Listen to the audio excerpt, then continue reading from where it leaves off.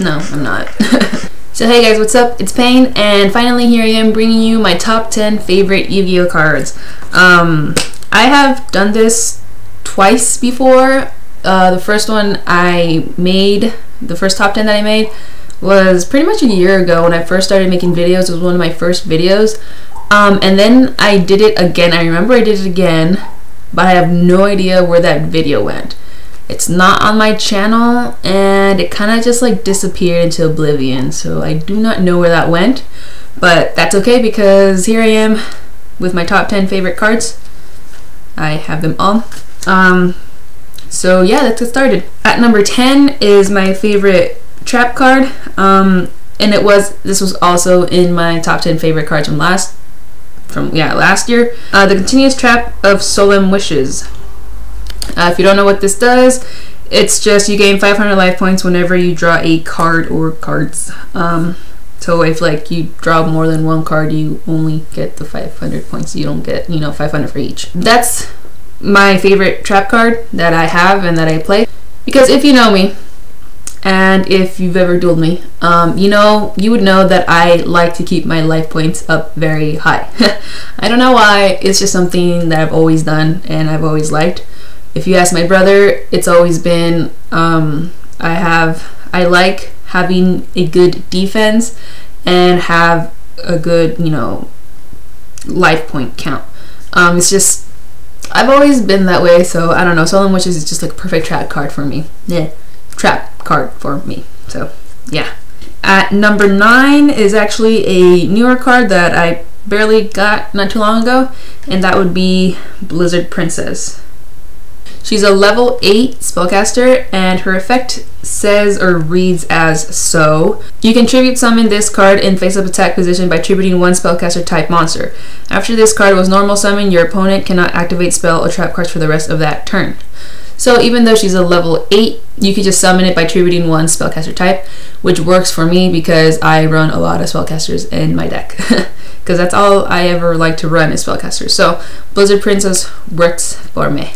10, 9, yeah. And number 8 is Alchemic Magician.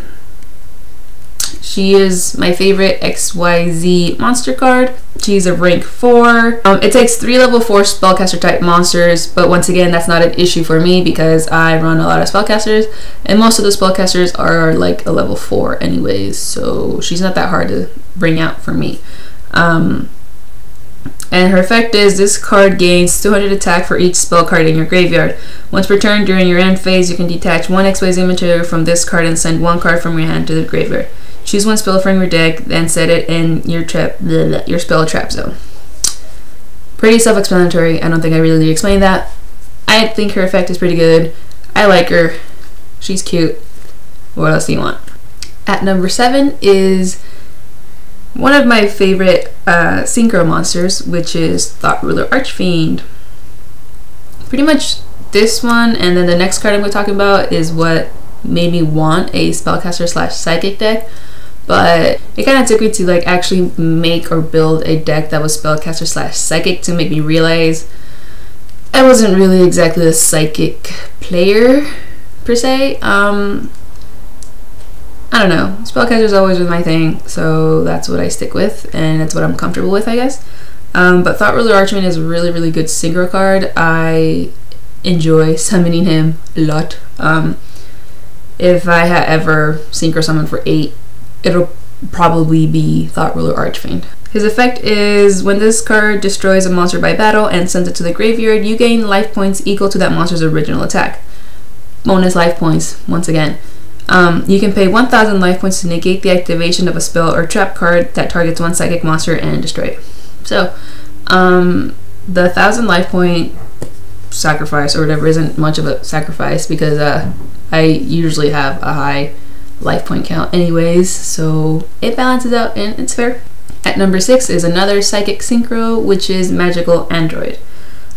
She is one of my favorite synchros, or my favorite synchro card.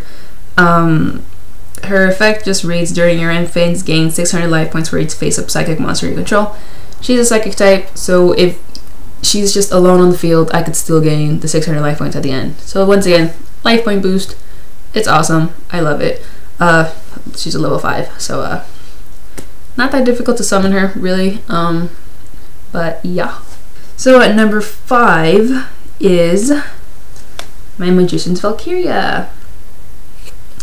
Her effect just your opponent cannot select another spellcaster type monster you control as an attack target. So she's a pretty good kind of like defender, you know, kind of like I was saying, you know, defender, protector kind of magician. And she's just really, really cool. I mean, it's Magician's Valkyria. She's awesome. Number 4? Yeah, number 4 is also a newer card that I got, and it would be Chaos Sorcerer. He's a level 6, but to summon him, you have to banish a light and dark spellcaster. No, he's a level 6, but to summon him, you have to banish a light and no speaking. Okay, to summon him, you have to banish a light and dark monster from your graveyard. That's how you can get this guy out. Once per turn, you can target one face-up monster on the field, and then you can banish that target. Only downside is that if you do that, then you can't attack with him that turn, but that is fair. At first, I was like, oh, I'll never be able to summon him. I can never run him. Nah. But I can. It's relatively easy. I just freak out sometimes, and it's just like, whatever. So yeah, number 4 is Chaos Sorcerer. At number 3, absolutely has to be, and I don't even know if I even have to explain myself for this one, but it is DMG, Dark Magician Girl. Dark Magician Girl. What's not to love about her? Her just effect, in case nobody knows, everybody should know. She gains 300 points for each Dark Magician or Magician of Black Chaos in either player's graveyard. She's just, it's just, look at her. She's amazing. And of course, following Dark Magician Girl at number 2 is Dark Magician. I guess kind of gave that away. He's not exactly per se the strongest normal spellcaster, because that would be Trance, but he is still a badass, he is still a classic, and he is still my favorite. You have to love Dark Magician, or at least I do, because I'm like spellcaster obsessed. Plus, I'm totally stuck in the past when it comes to dueling and decks and all that stuff. Though I still follow the rules, I follow the current rules, it's just deck builds and whatever are pretty old school, with a modern twist. So if you saw my first top 10 Yu-Gi-Oh cards, you would know what my top favorite card is. My favorite card ever since I first saw it, since like 11 years ago when I first saw it on the TV show or whatever. Yes, I know it's banned, yes I know, do I care? No. But my favorite card of all time is the spell card, Change of Heart. I love this card more than anything. I've always had a fascination between the balance of light and dark. So the picture itself, the art itself, always caught my attention. Yes, the effect, it's, you know, there's other cards just like it, and you can use it and you can run them or whatever. But this is my absolute favorite spell card. Bakura used it in the TV show. I absolutely love it. And it's my favorite card. And it's all in a protective sleeve because it's old. I've had it since I was a kid, so yeah, that's my favorite card. So that is my top 10 favorite Yu-Gi-Oh cards.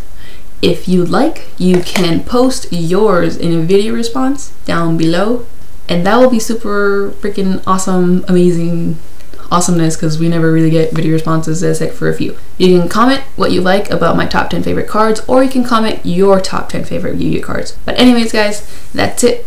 Next video I'll be doing will probably be my top 10 hated Yu-Gi-Oh cards. Still kind of working on that. The rage of some of these cards. Anyways guys, I hope you guys have a wonderful day, and I will see you guys next time. Bye.